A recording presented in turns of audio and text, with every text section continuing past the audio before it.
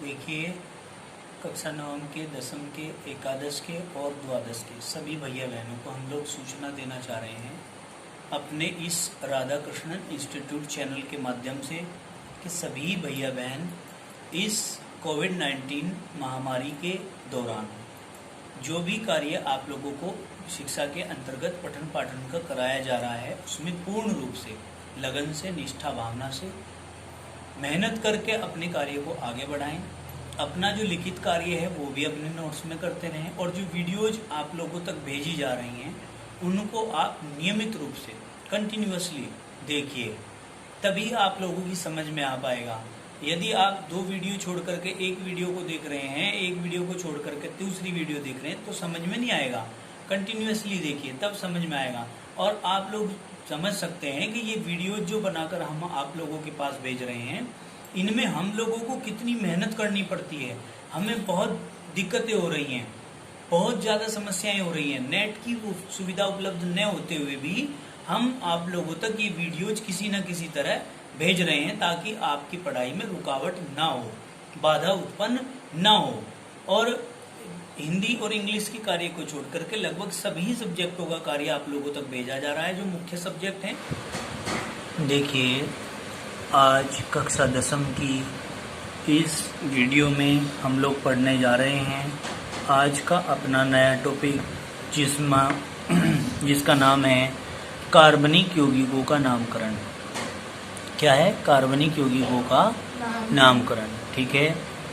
कार्बनिक रसायन के विकास के साथ कार्बनिक यौगिकों का नाम रखने की कई सारी पद्धतियाँ दी गई। ठीक है जी, कई सारी पद्धतियाँ दी गई जिनमें 2 पद्धतियाँ प्रमुख हैं। ठीक है जी, सुनिए ध्यान से।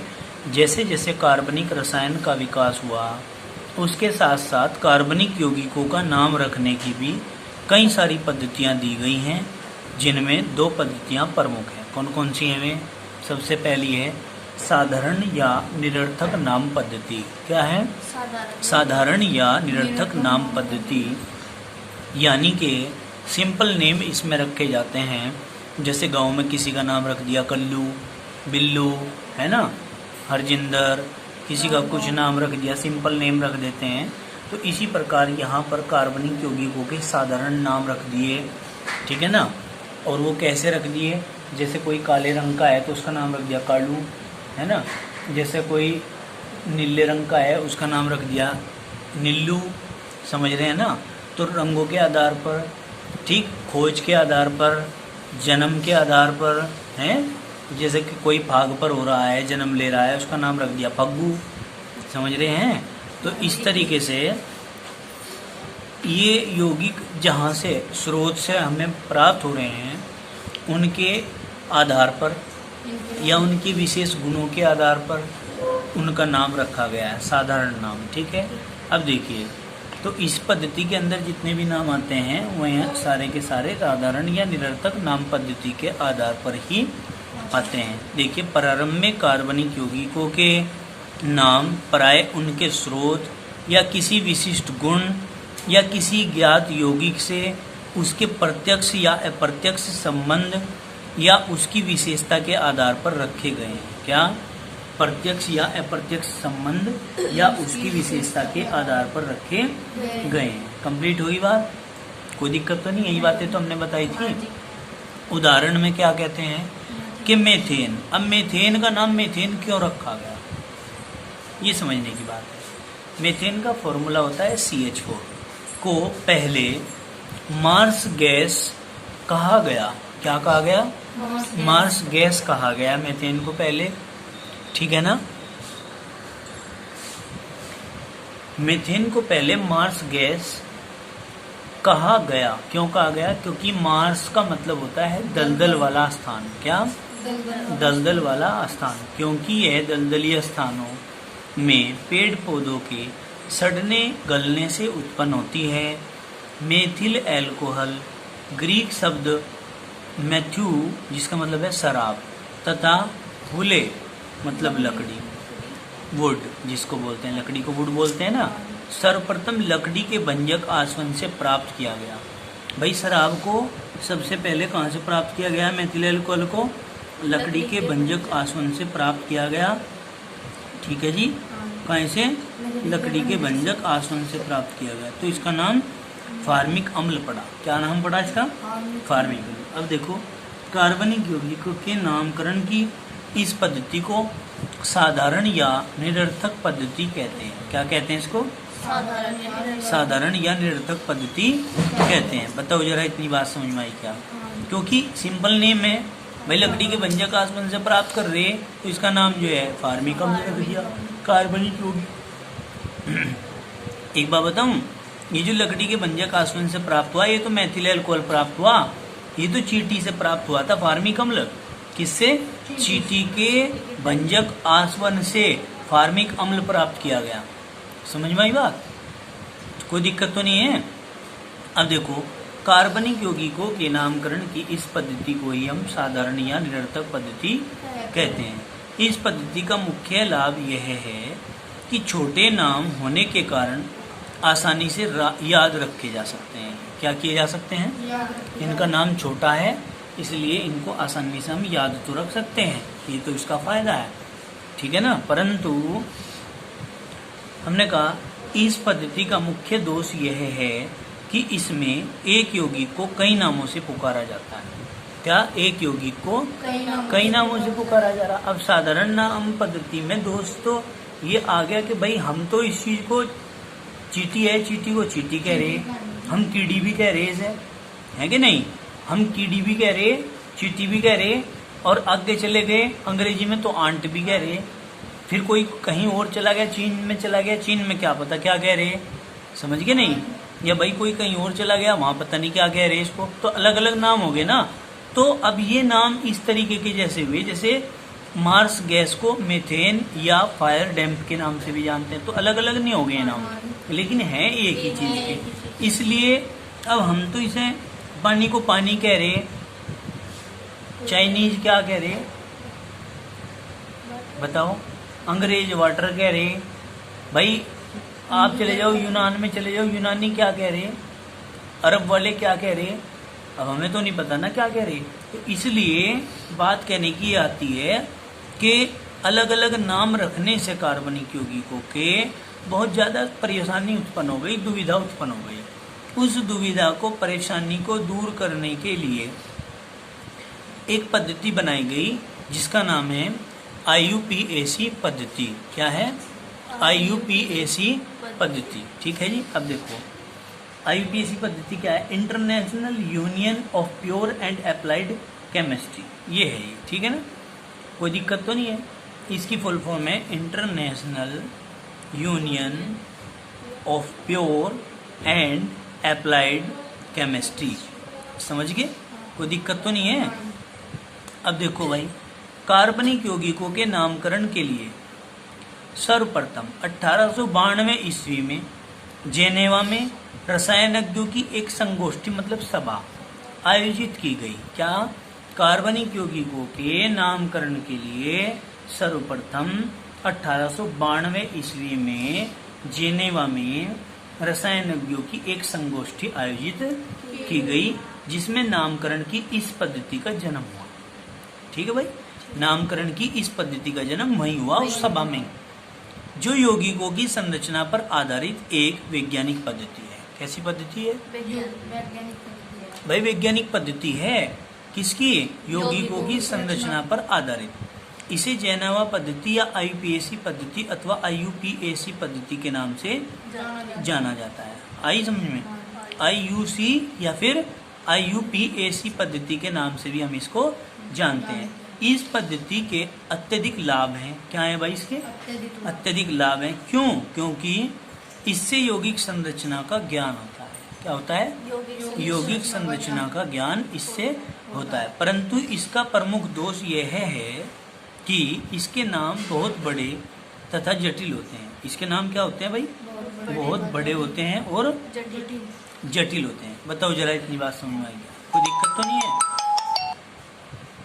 दोष का तो पता चल गया। इसके दोष क्या हैं? इनका दोष ये है कि IUPAC पद्धति के अंदर जो कार्बनिक यौगिकों के नाम आते हैं वो बहुत बड़े आते हैं, इस जटिल हैं, याद रखना इनको कठिन होता है, ठीक है ना। आगे चलिए, हाइड्रोकार्बनों का IUPAC नामकरण। अब देखिए हाइड्रोकार्बनों का IUPAC नामकरण क्या कहेंगे, कार्बनिक यौगिकों के IUPAC नामकरण से पूर्व, कहें से IUPAC नामकरण से पूर्व इसमें उपस्थित कार्बन परमाणुओं की संख्या को ग्रीक संख्या में लिखा जाता है। क्या, इनमें उपस्थित कार्बन परमाणुओं की संख्या को ग्रीक संख्या में कैसे लिखा जाता है, ये जानना होता है, ठीक है। यह जानना आवश्यक है। अतः कार्बन परमाणुओं की संख्या को ग्रीक संख्या में निम्न प्रकार से प्रदर्शित करते हैं। कैसे प्रदर्शित करते हैं, ये बात आपको समझनी है, ठीक है ना। देखिए आप सभी भैया बहनों को ये बात समझाई जा रही है कि आप क्या पढ़ रहे हैं। आप पढ़ रहे हैं IUPAC सिस्टम, नामकरण की पद्धति, यानी कि nomenclature of A IUPAC system. IUPAC system के आधार पर हम ऑर्गेनिक कंपाउंड का नाम रखना समझते हैं कि किसका नाम क्या बनेगा, ठीक है ना। ये ऑर्गेनिक कंपाउंड की एक बहुत बड़ी श्रृंखला है। इसमें कुछ यौगिक ऐसे हैं जो ओपन चेन वाले हैं, कार्बन कार्बन की जिनमें खुली श्रृंखला होती है, और कुछ ऐसे हैं जिनमें क्लोज श्रृंखला है, जैसे कि बेंजीन की, जहाँ से स्टार्ट होता है वो वहीं चला जाता है, जिसको हम कहते हैं साइक्लिक स्ट्रक्चर, या चक्रीय कंपाउंड भी बोल देते हैं, चक्रीय यौगिक भी बोल देते हैं। समझ में आई बात। अब देखिए दूसरी बात ये आती है, इसमें आप कह रहे हैं कि कार्बन परमाणुओं की संख्या को हम ग्रीक संख्या के द्वारा प्रदर्शित करते हैं। अब ग्रीक संख्या कौन सी होती है, ग्रीक संख्या जैसे उस संख्या के आधार पर चलती है। जैसे कार्बन 1 अगर आता है, कार्बन की संख्या 1 है, तो मेथ METH मैथ लगाएंगे। कार्बन की संख्या 2 आती है तो ETH एथ लगाएंगे। 3 आती है कार्बन की संख्या तो प्रोप PROP प्रोप लगाएंगे। 4 आती है तो BUT ब्यूट लगाएंगे। वैसे ये BUT बट होता है अंग्रेजी के हिसाब से, लेकिन केमिस्ट्री में हम इसको ब्यूट बोलेंगे, ठीक है। अदबे यूट ब्यूट, समझ गए। यदि 5 आती है तो पेंट लगाएंगे, PENT लगाएंगे। यदि 6 आती है तो हेक्स HEX लगाएंगे, और यदि 7 आती है तो सेप्ट SEPT सेप्ट लगाएंगे, ठीक है। 8 आती है तो कार्बन की संख्या तो हम क्या करेंगे, OCT ऑक्ट लगाएंगे। यदि 9 आती है तो NON नोन लगाएंगे। आगे समझिए। और यदि कार्बन की संख्या 10 आती है तो डेक लगाएंगे, DEC डेक। 11 आती है तो अनडेक, 12 आती है तो डोडेक, 13 आती है तो ट्राइडेक, 14 आती है तो टेट्राडेक, 15 आती है तो पेंटाडेक, 16 आती है तो हेक्साडेक, 7 आती है तो सेप्टाडेक, 8 आती है तो ऑक्टाडेक, 19 आती है तो 8 के लिए बोला मैंने, 18 के लिए समझ लेना उसको, 7 के लिए मतलब 17 के लिए समझ लेना, ठीक है ना।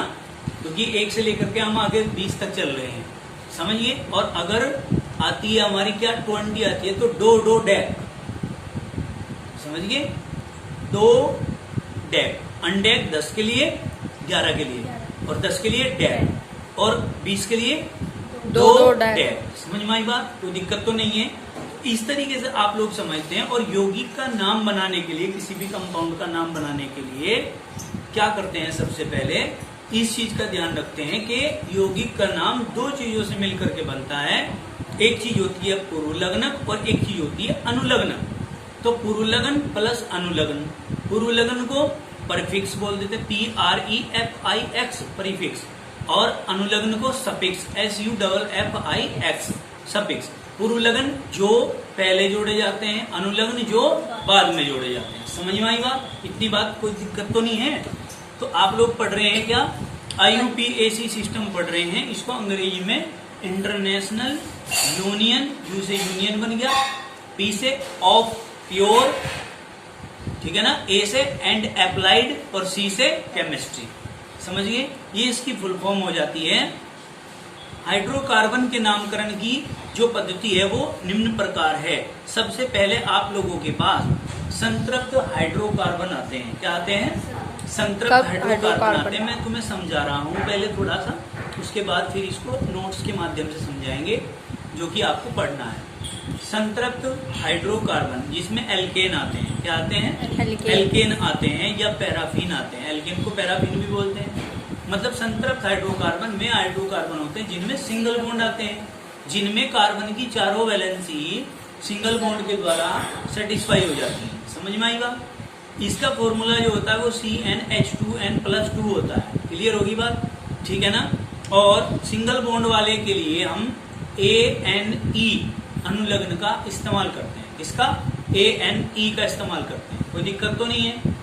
अब बात करते हैं एल्कीन की। एल्कीन डबल बॉन्ड आता है उसमें, यानी कि जिनमें कार्बन कार्बन के मध्य डबल बॉन्ड आवश्यक रूप से आता है, उसको एल्कीन बोलेंगे। और उसमें अनुलग्न के रूप में ENE जोड़ेंगे। क्या जोड़ेंगे? ENE। और एक होती है जनक श्रृंखला, जो कार्बन की जनक श्रृंखला सबसे लंबी श्रृंखला आती है, जिन पे गिनती आती है, उसको कहते हैं जनक श्रृंखला। ठीक है ना। यानी कि जनक श्रृंखला में डबल बॉन्ड आवश्यक रूप से आना चाहिए, तब हम उसको एल्कीन मानेंगे। ठीक है ना। और बात करते हैं इसके फॉर्मूले की। इसका फॉर्मूला होता है CnH2n। ठीक है जी।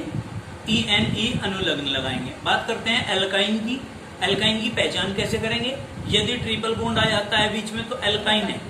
ठीक है ना। और अनुलग्न YNE यूज करेंगे। और फॉर्मूला जो है CnH2n-2 लगाएंगे, माइनस लगा देंगे, 2 की कमी कर देंगे, यानी कि 2 हाइड्रोजन और कम है। ठीक है जी। क्लियर होगी बात? इतना ही रहने देते हैं आज के लिए, बाकी करेंगे इसके बाद कल। ठीक है। आज के लिए इतना ही काफी। धन्यवाद। देखिए आज ही पढ़ा देते हैं हम, आगे कल नहीं पढ़ाएंगे। ये कुछ पोर्शन आज ही करा देते हैं। ध्यान से देखिए जरा, मैं कैमरे को सेट कर लूं। हम कह रहे हैं कि इसमें उपस्थित कार्बन परमाणुओं की संख्या को ग्रीक संख्या में कैसे लिखा जाता है। ये बात हमने पहले भी समझाई थी।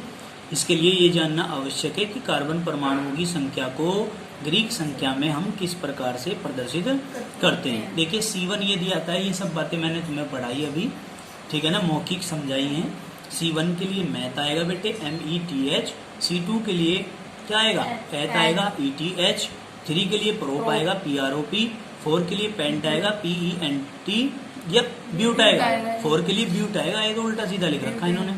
4 के लिए ब्यूट आएगा BUT। 5 के लिए पेंट आएगा PENT। और 6 के लिए हेक्स आएगा HEX। और 7 के लिए हेप्ट आएगा HEPT। ठीक है। अब देखिए 8 के लिए जो ऑक्ट, हाँ ये बातें मैंने तुम्हें समझा दी हैं। अब इसके लिए 8 के लिए ऑक्ट आएगा, 9 के लिए नॉन आएगा, 10 के लिए डेक आएगा, है कि नहीं। अब देखिए IUPAC के लिए फुल फॉर्म भी हमने आप लोगों को बताई थी। International union of pure and applied chemistries को बोलते हैं। इस पद्धति में हाइड्रोकार्बन का नामकरण निम्न प्रकार से किया जाता है। कैसे किया जाता है भाई? देखो ध्यान से, संतृप्त हाइड्रोकार्बन। यहाँ से देखेंगे। अब देखिए, देखो संतृप्त हाइड्रोकार्बन को एल्केन या पैराफिन भी कहते हैं। संतृप्त हाइड्रोकार्बन को एल्केन या पैराफिन भी कहते हैं। एल्केन का सामान्य सूत्र CnH2n+2 होता है, जहां कार्बन परमाणुओं की संख्या है n। क्या है? जहां स्मॉल n जो होता है वो कार्बन परमाणुओं की संख्या है। संतृप्त हाइड्रोकार्बन का साधारण IUPAC नाम एल्केन है। क्या है? साधारण जो IUPAC नाम है बेटे इसका, वो क्या है? एल्केन है। एल्केन है, इसको अंडरलाइन कर देते हैं। संतृप्त हाइड्रोकार्बन का, हाँ जी, क्या नाम है इसका?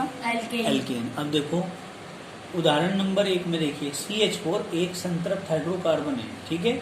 CH4 क्या है? संतृप्त हाइड्रोकार्बन है। कैसे पता चला? क्योंकि इसमें एक कार्बन परमाणु है, अतः एक कार्बन परमाणु को ग्रीक संख्या मेथ से प्रदर्शित करते हैं। कहाँ से? ग्रीक संख्या मेथ से प्रदर्शित करते हैं। कार्बन के एक के लिए मैथ लगाते हैं और अंत में ANE लगाते हैं। क्यों? क्योंकि सब में सिंगल बॉन्ड आ रहा है। अनुलग्न लगाते हैं। अतः CH4 का IUPAC नाम इस प्रकार लिखते हैं। कैसे भाई? मेथ प्लस एन बराबर मेथेन। तो नाम बन जाएगा मेथेन।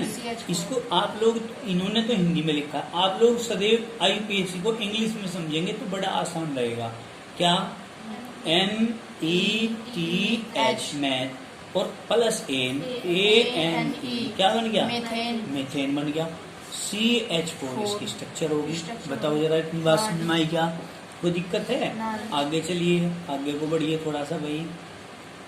क्या कहेंगे? C2H6 क्या है? C2H6 एक क्या है? संतृप्त हाइड्रोकार्बन है। क्या है? संतृप्त हाइड्रोकार्बन है, जिसमें 2 कार्बन परमाणु एकल बंध से जुड़े होते हैं। ठीक है, कार्बन कार्बन है, दोनों में सिंगल ही बॉन्ड होगा बेटे। ठीक है, अतः 2 कार्बन परमाणुओं को ग्रीक संख्या H से प्रदर्शित करते हैं। कैसे? अभी तो टेबल में पढ़ा है, टेबल याद करनी है आपको कि 2 कार्बन परमाणुओं को हम H से प्रदर्शित करते हैं और अंत में एन अनुलग्न जोड़ते हैं। क्या? ANE अनुलग्न जोड़ते हैं। अतः C2H6 का आयुपेशी नाम इस प्रकार है। कैसे है भाई? 2 के लिए बेटे क्या लिखेंगे? ETHH और ANE क्या बन गया? एथेन बन गया। कोई दिक्कत है क्या? आई नहीं समझ में बात? अब भाई इसका स्ट्रक्चर देखिए, C2H6 सिंगल बॉन्ड कार्बन और कार्बन के बीच में आ रहा है। कार्बन की वैलेंसी को पूरा करने के लिए सिंगल ही बॉन्ड यूज हो रहा। इसी प्रकार क्या कहेंगे भाई? देखो, इसी प्रकार C3H8, C4H10, C6H12 आदि में क्रमशः कितने कितने? इसमें 3, इसमें 4 होंगे, इसमें 5 होंगे, फिर 6 होंगे, है बेटे? इस तरह ही तो होंगे। कार्बन परमाणु उपस्थित हैं, अतः इनके आयुपेशी नाम क्रमशः प्रोपेन, ब्यूटेन और पेंटेन तथा हेक्सेन है। भाई जिसमें 5 आ रहे उसमें की पेंटेन, ठीक है नहीं? 4 आ रहे ब्यूटेन। C5H12 हो जाएगा उसका, यहाँ पे लिख लेना C5H क्या 12, तो उसका पेंटेन हो जाएगा नाम। C6H14 इसका नाम हेक्सेन हो जाएगा। ठीक है नहीं? कोई दिक्कत तो नहीं है? तो भाई आज ये नियम आपके खत्म हो जाते हैं। कल हम एल्केन श्रेणी के आयुपेशी नाम बनाने सिखाएंगे आप लोगों को। ठीक है, कक्षा 10 के विद्यार्थियों को बहुत अच्छे से आपको इसकी तैयारी करनी है, प्रिपरेशन करनी है। जितने अच्छे से आप इसकी स्टडी करके लाएंगे, लर्न करके लाएंगे, उतना ही बेहतर आपकी समझ में आएगा। और एक बात और भी बता देते हैं, जो हमारे कक्षा 10 के भैया बहन हैं वो भी इसको यदि साथ के साथ देख रहे हैं, ठीक है, प्रतिदिन वीडियो को देख रहे हैं, तो वो इसको अच्छे से देखें, क्योंकि एक लंबा प्रोसीजर है, बहुत सारे टॉपिक आएंगे इसमें, मैं आपको सारे के सारे पढ़ने हैं। साथ के साथ पढ़ते रहोगे तो अच्छा समझ में आएगा, अन्यथा ये समझ से बाहर हो जाएगा। ठीक है ना?